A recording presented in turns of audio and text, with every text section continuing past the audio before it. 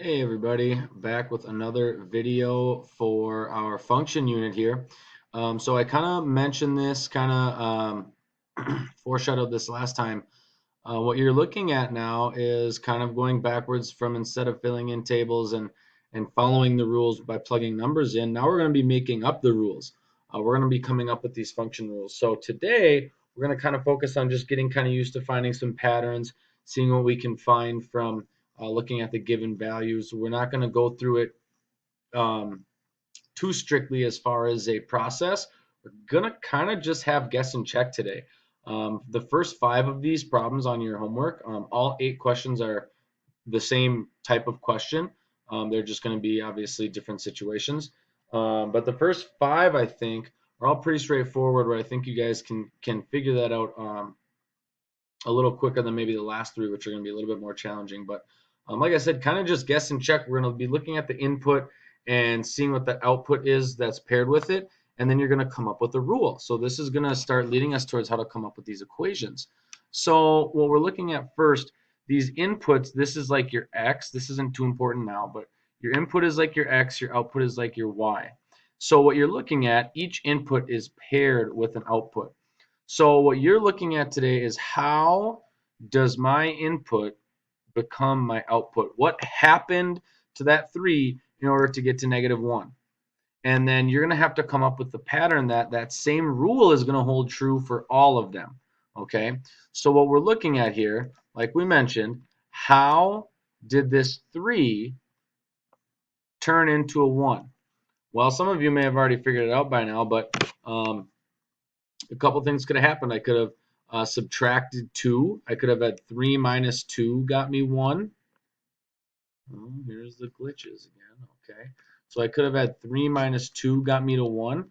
Or I could have had maybe 3 divided by 3 equals 1. So there's 2 ways right off the top of our head. Now, in order for this to become the rule, in order to make sure that you've got the correct final answer here, you've got to find which one of these situations is happening in every single pairing of an input and output. It has to stay the same rule the whole time. So if we're going to check these things just for the sake of showing you what happens when you're wrong, if I think, hey, this looks like it might be the correct rule, I'm going to divide by 3 every time. Then I'm going to take my 5, I'm going to divide by 3, and I should get this same output. Well, as you guys all know, 5 divided by 3 is not equal to 3. So that rule is not going to hold. That is not going to be the correct one. The one that does work is this 3 minus 2 equals 1. So what has to happen is that subtracting 2 every time needs to get me that output. So 5 minus 2, that's the rule that I'm saying is happening here, minus 2 equals 3. And it does equal 3. So that works with the output that it has in the table. Now I'm going to check 6. 6. Oh, glitching again.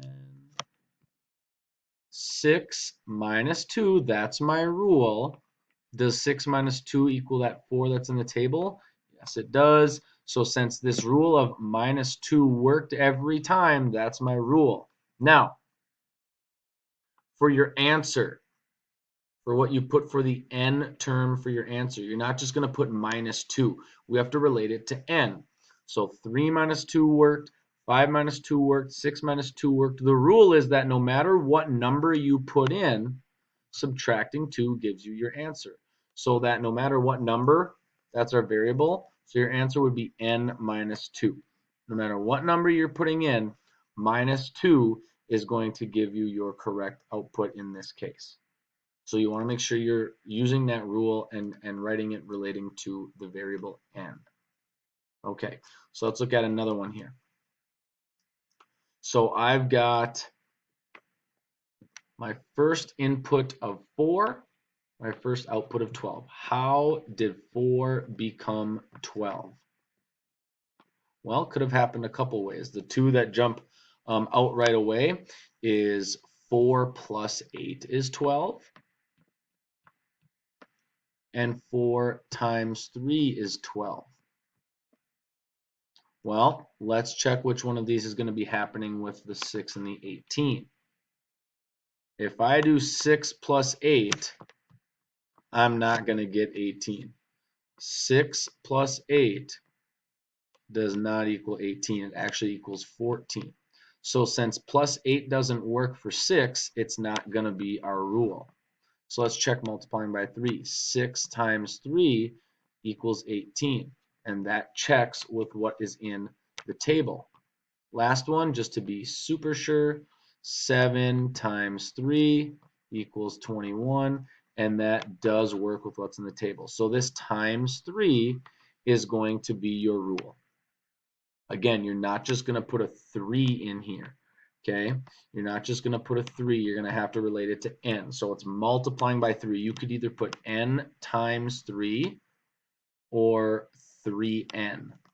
Either of those would work fine for your rule for this problem. N times 3 or 3n. So multiplying by 3 is the rule for this table. Now the last 3 problems are going to be a little different. It's not going to be so obvious. Okay, here's what I'm talking about. If I've got an input of 1 and output of -3. Well, 1 minus 4 gives me -3, or 1 times -3 could give me -3. Those are the multiplying and adding, subtracting is the first one you're probably going to want to check. Multiplying, dividing is the next one you're going to want to check. So that's how we're going to get there here, -4 or times -3. But what you're going to notice in a problem like this one is that neither of these rules are going to work for the rest of the table. Okay, so 2 minus 4 is -2. That does not work with -1 that's in the table. And 2 times -3, that's the other rule that we thought we might have had here. That's going to equal -6. That also does not equal -1. So since neither of those equal -1, and neither of those is giving us what the table says, we've got more than one thing going on. So these ones are a little bit tricky, okay? So really, you kind of have to play with it a little bit, okay? You kind of have to guess a couple different, oh no, I did not want to do that. Kind of have to guess a couple different possibilities. There we go. And kind of just trial and error situation. So what we're going to try is, okay, let's think about 2 different situations happening. This one, what's a different way that I could get it to equal -3? Well, I could multiply it by 2. So 1 times 2, that's going to give me 2. And then from 2, how did I get to -3? I would have had to subtract 5. So let's think about the 2 things that I did there. I multiplied by 2 and then I subtracted by 5. Okay? Let's test that with this next value. Really all you can do is come up with different ways for this first input-output to work and then test it. That's really the only way to do this with the guess and check. So multiply by 2 and then subtract 5. So 2 times 2 is going to give me 4, and then 4 minus 5 is going to give me -1. I think that worked. That was literally just a guess. Okay, cool. So let's just check a third one just to be sure.